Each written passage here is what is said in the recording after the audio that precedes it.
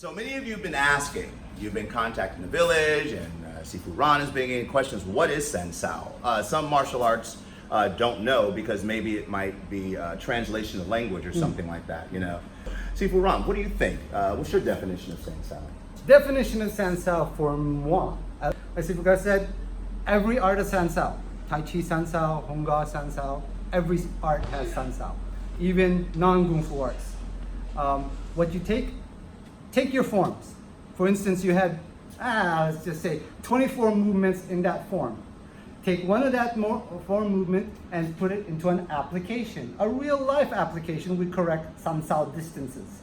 From that, take number 1 of your form, number 5 of your form, number 28 of your form, put it together to defend yourself.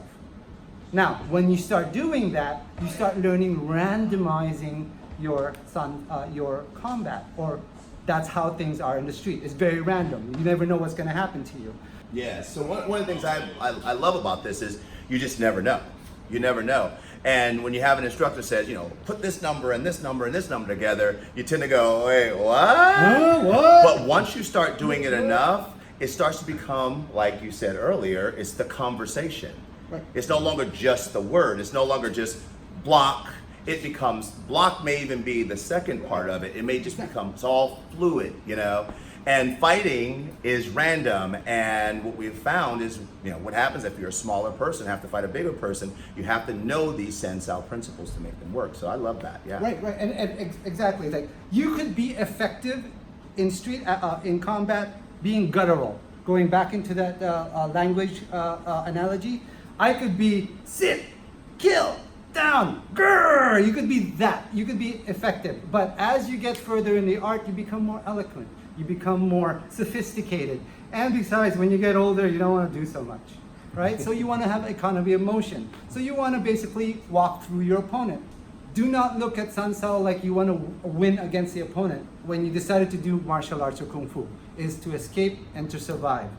Forget about winning. If you want to learn about winning, do competition arts. Be one of the gladiators out there that are amazing, but me, I can't practice like that anymore. I like to eat donuts. And one of the things I liked about Sen Sao is, and you know, like I said, we've done this for a long time, is it's not meant for any form of competition. Right. Like, it's not combat competition. Right. It is meant to get yourself out of a sticky situation, save your family. And that's what I've always loved about it. And that's what I've always loved about training with Ron, because the principles are the same. So the rules of fighting, I mean, if you're 6'7" and, you know, or your opponent's 6'7" and you're, you know, 5 feet, you can't apply those sport rules to that person. Or if you're a female fighting a larger male.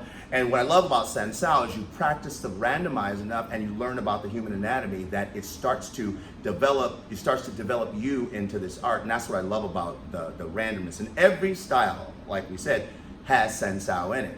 Right? I think so.